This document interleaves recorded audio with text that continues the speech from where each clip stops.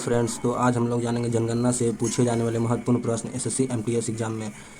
तो देखिए, पहला प्रश्न क्या रहा, न्यूनतम लिंगानुपात कहाँ का है? हरियाणा का, जो कि 879 है। और न्यूनतम जनसंख्या, भारत का न्यूनतम जनसंख्या कहाँ है? सिक्किम का। और देखिए, शिशु लिंगानुपात 0 से 6 वर्ष तक है, जो कि 1919 है। जनसंख्या का शुभंकर किसे माना जाता है? प्रगणक शिक्षिका को। क्या हुआ? जनसंख्या का शुभंकर प्रगणक शिक्षिका। भारत में विश्व जनसंख्या का भाग कितना है? 17.5%। क्या होगा? भारत में विश्व जनसंख्या का भाग कितना है? 17.5%। न्यूनतम केंद्र शासित लिंगानुपात कौन है? दमन एवं दीव। न्यूनतम केंद्र शासित लिंगानुपात कौन है? दमन एवं दीव। और आगे देखिए, स्वतंत्र भारत की पहली जनगणना कब हुआ था? स्वतंत्र भारत की पहली जनगणना कब हुआ था? 1951 में। स्वतंत्र भारत की पहली जनगणना कब हुआ था? 1951 में। जनगणना से संबंधित अनुच्छेद कितना में मिलता है? अनुच्छेद 246 में। जनगणना से संबंधित अनुच्छेद कितना मिलता है? अनुच्छेद 246। और देखिए, जनगणना विषय है 7वीं अनुसूची की संघ सूची में है। जनगणना का विषय 7वीं अनुसूची की संघ सूची में रखा गया है। जनगणना की अवधि प्रत्येक 10 वर्ष पर है। जनगणना की अवधि प्रत्येक 10 वर्ष पर है। जनसंख्या का अध्ययन डेमोग्राफी से किया जाता है, डेमोग्राफी या जनांकिकी से किया जाता है। और देखिए, 2011 की जनसंख्या का क्रम देश की 15वीं तथा स्वतंत्र भारत की सातवीं है।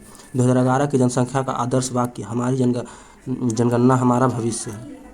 आदर्श वाक्य यही था, हमारी जनगणना हमारा भविष्य। भारत में पहली जनगणना की शुरुआत 1872 ईस्वी में हुआ था। भारत में पहली जनगणना की शुरुआत कब हुआ था? 1872 ईस्वी में, जो कि लॉर्ड मेयो के कार्यकाल में हुआ था। क्या किसके कार्यकाल में हुआ था? लॉर्ड मेयो के कार्यकाल में।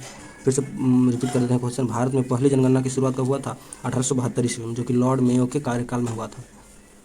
भारत में नियमित जनगणना की शुरुआत कब हुआ था? नियमित जनगणना की शुरुआत कब हुआ था? 1881 में, जो कि लॉर्ड रिपन के कार्यकाल में हुआ था। स्वतंत्र भारत के प्रथम जनगणना आयुक्त कौन थे? गोपाला स्वामी थे, जो कि 1949 से 1953 तक रहे थे। ठीक ना। और आगे देखिए, जनगणना का शुभंकर किसे माना जाता है? प्रगणक शिक्षिका को। ये आप लोग तो पीछे पढ़े थे। जनगणना का शुभंकर किसे माना जाता है? प्रगणक शिक्षिका को। प्रथम जनगणना कमिश्नर कौन थे? डब्ल्यू प्लाडेन थे। प्रथम जनगणना कमिश्नर कौन थे? डब्ल्यू प्लाडेन।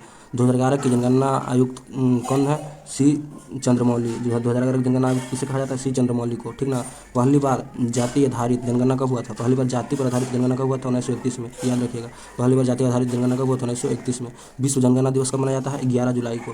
विश्व जनगणना दिवस कब मनाया जाता है? 11 जुलाई को। जो कि भारत का जनगणना 2011 के अनुसार कितना था कुल जनसंख्या?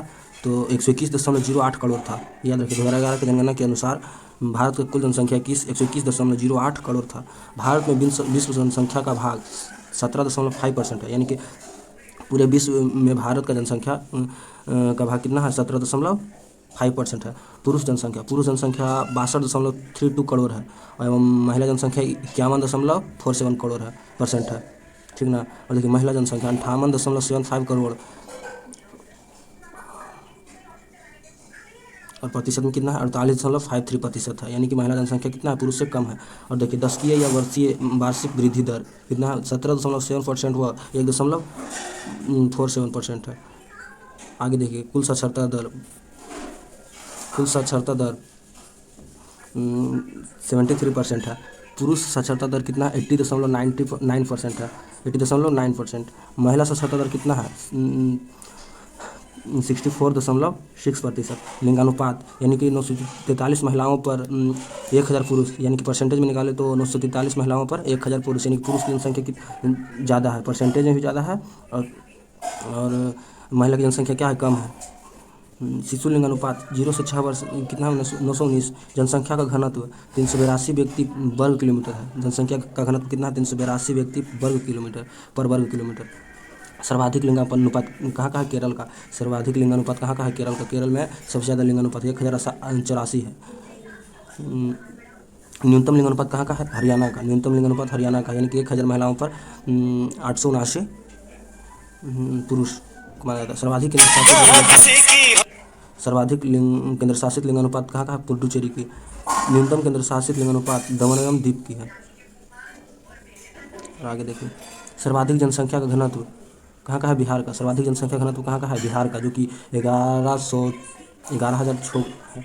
न्यूनतम जनसंख्या घनत्व कहाँ का है? अरुणाचल प्रदेश का। न्यूनतम सबसे कम जनसंख्या का घनत्व कहाँ का है? अरुणाचल प्रदेश का। सर्वाधिक केंद्र शासित जन घनत्व कहाँ का है? दिल्ली का। सर्वाधिक केंद्र शासित जन घनत्व, केंद्र शासित प्रदेश में सर्वाधिक घनत्व कहाँ का है? दिल्ली का। न्यूनतम केंद्र शासित जन घनत्व कहाँ का है? अंडमान एवं निकोबार का। केंद्र शासित प्रदेश में सबसे न्यूनतम घनत्व कहाँ का है? अंडमान एवं निकोबार का। सर्वाधिक जनसंख्या कहाँ है? उत्तर प्रदेश में, जो कि 19.98 करोड़ है। और देखिए न्यूनतम जनसंख्या कहाँ का? सिक्किम का, जो कि 6.11 लाख है। सर्वाधिक केंद्र शासित जनसंख्या कहाँ का है? दिल्ली का। न्यूनतम केंद्र शासित जनसंख्या कहाँ का है? लक्षद्वीप का। एकमात्र राज्य जहाँ जनसंख्या घटी, कहाँ घटी? नागालैंड में। एकमात्र ऐसा राज्य है जहाँ की जनसंख्या घट गई, यहाँ नागालैंड में। सर्वाधिक साक्षरता कहाँ है? केरल में। सर्वाधिक साक्षरता कहाँ है? केरल में। केरल में सर्वाधिक साक्षरता है, जो कि 94% है। और आगे देखिए न्यूनतम साक्षरता कहाँ है? बिहार में। बिहार में सबसे कम साक्षरता है। न्यूनतम साक्षरता कहाँ है? बिहार में। न्यूनतम महिला साक्षरता कहाँ है? बिहार में। महिला साक्षरता भी कहाँ है? न्यूनतम बिहार में। सर्वाधिक केंद्र शासित साक्षरता कहाँ पर है? लक्षद्वीप में। सर्वाधिक केंद्र शासित प्रदेश में सर्वाधिक साक्षरता कहाँ मिलता है? लक्षद्वीप में। न्यूनतम केंद्र शासित साक्षरता कहाँ है? दादर एवं नागर हवेली में। दादर एवं नागर हवेली। अधिक जनसंख्या वाला जिला कौन है? महाराष्ट्र, जो कि थाने में स्थित। कम जनसंख्या वाला जिला कौन है? दिबांग घाटी, जो कि अरुणाचल प्रदेश में। कम जनसंख्या वाला जिला कौन सा है? दिबांग घाटी, जो कि अरुणाचल प्रदेश में है। अधिक जिलों वाला राज्य कौन सा है? उत्तर प्रदेश। अधिक जिलों वाला राज्य कौन सा? उत्तर प्रदेश, जो कि उत्तर प्रदेश में 75 जिला है। और आगे देखिए भारत में पहली आर्थिक जनगणना कब हुई थी? भारत में पहली आर्थिक जनगणना कब हुई थी? तो 1977 में। भारत में पहली आर्थिक जनगणना कब हुई थी? 1977 में। और आगे देखिए भारत में पहली पूर्ण जनगणना कब हुई थी? भारत में पहली पूर्ण जनगणना कब हुई थी? 1979 में। ठीक है, भारत में पहली पूर्ण जनगणना कब हुई थी? 1979 में। और देखिए 2011 की जनगणना के अनुसार किस राज्य में लिंगानुपात सबसे कम है? 2011 की जनगणना के अनुसार किस राज्य में लिंगानुपात सबसे कम है? तो हरियाणा का लिंगानुपात सबसे कम है 2011 की जनगणना के अनुसार। और आगे देखिए 2011 के अनुसार भारत का सबसे अधिक जनसंख्या वाला राज्य जिला कौन सा है? तो कौन सा? थाने। 2011 की जनगणना के अनुसार भारत का सबसे अधिक जनसंख्या वाला जिला कौन सा है? थाने। और आगे देखिए 2011 की जनगणना के अनुसार भारतीय कार्यबल का सबसे बड़ा हिस्सा कहाँ काम करता है? तो कहाँ काम करता है? कृषि सेक्टर में। फिर से 2011 की जनगणना के अनुसार भारतीय कार्यकाल का सबसे बड़ा हिस्सा कहाँ काम करता है? कृषि सेक्टर में। ठीक है, और आगे देखिए छठा क्वेश्चन, 2011 की जनगणना के अनुसार सबसे अधिक जनसंख्या घनत्व वाला राज्य कौन सा है? तो कौन सा है? बिहार। सबसे अधिक जनसंख्या घनत्व वाला राज्य कौन सा है? बिहार, जो कि 1102 व्यक्ति पर वर्ग किलोमीटर पर फैला हुआ है। और सबसे कम जनसंख्या घनत्व वाला केंद्र शासित प्रदेश कौन है? तो अंडमान एवं निकोबार है। ठीक ना। और आगे देखिए 2011 की जनगणना के अनुसार सबसे कम जनसंख्या घनत्व वाला राज्य कौन सा है? अभी बताएं तो कौन सा है? तो है अरुणाचल प्रदेश।